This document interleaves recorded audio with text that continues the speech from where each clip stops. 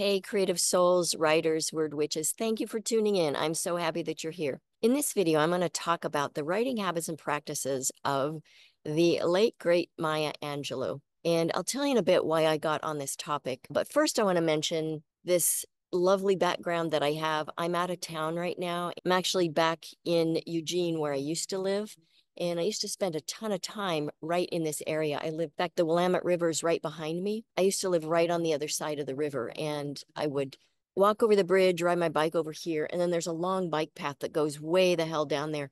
And I would ride my bike down there in an absolute bliss. Every time I come back down here, I love it. And honestly, sometimes I think, why did I move? I really look forward to the day that I can record videos for you every day in an environment like this. And I'm sorry if I get distracted because there are people going by on the bike path and I had to turn because the sun was blaring in my face. And so I get a little like jumpy if I hear people behind me. So anyway, apologies for that.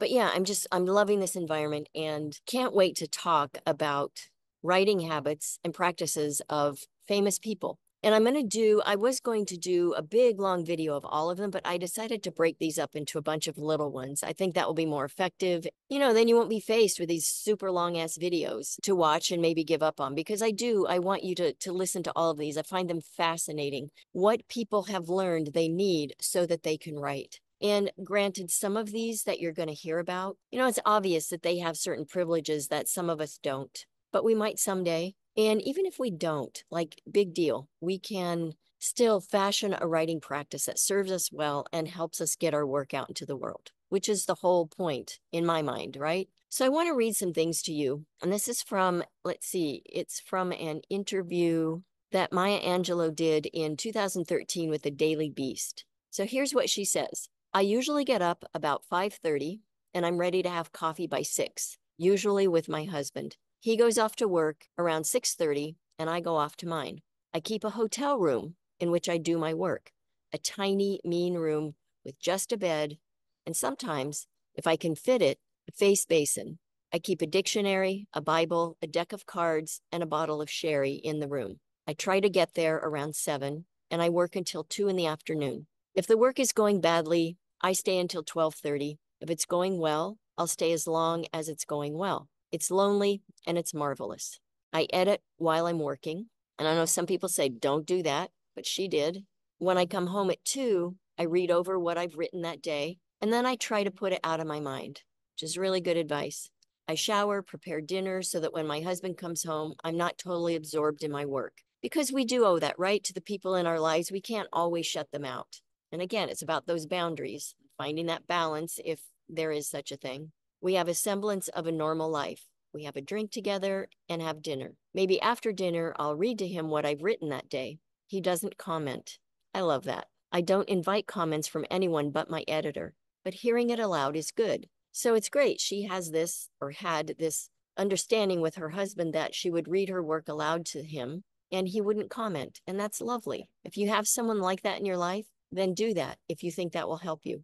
She says, sometimes I hear the dissonance, then I try to straighten it out in the morning. So it's just kind of dipping in and dipping back out and then letting it percolate back here while you go about your life, eat dinner, go to sleep, and then go to it the next day if possible.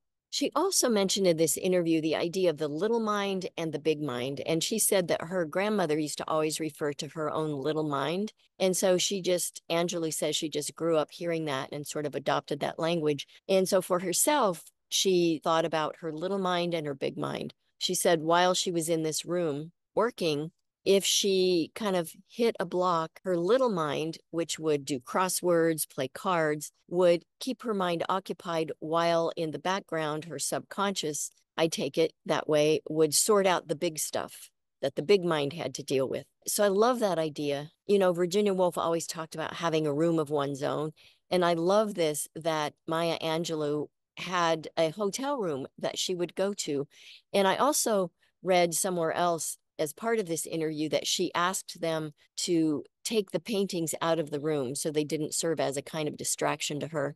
She said that she would occupy the room for days, going back and forth between her home. And the hotel staff then would start to ask her, hey, I think she said something like, it's probably getting moldy in there. Can we come in and clean? I don't know if you've traveled recently, but I went to a conference a while back and it hung the do not disturb sign on the door. And my intention was for the duration of my time there. I got a message from them telling me that that was illegal, that I couldn't do that, which I thought, bullshit, yes, I can. But they said, no, we are required after so many hours to come in because I guess kind of as a wellness check, because what they want to avoid is someone hanging the sign out and then dying in the room and them not knowing, for days and days, which I get, but still. So I guess the answer is an Airbnb because then you're just kind of left the hell alone to do your thing. So keep those things in mind if you're looking for like a little outside space to go do your work, even if it's for a weekend. Hotels can be invasive. They can also be noisy with guests moving in and out of rooms. If you can get an Airbnb in a space like this, like how amazing, right? So that was Maya Angelou's habits and practices and kind of her routine of what she did every day. I would love to hear in the comments. Please interact with me.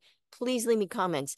Tell me what your routine looks like. If you don't have one, tell me in the comments what you struggle with. Tell me what you would like it to look like. Like, talk to me, please. I would love the comments because not only do I want to hear from you sincerely, I would love to know it also improves the algorithm and it will bump my channel up so that more people can see it. I am so committed to growing this. Even though it's going slowly, I am not going to give up. So talk to me, all right? I want to hear from you. As always, sending you mad writing mojo. Happy writing.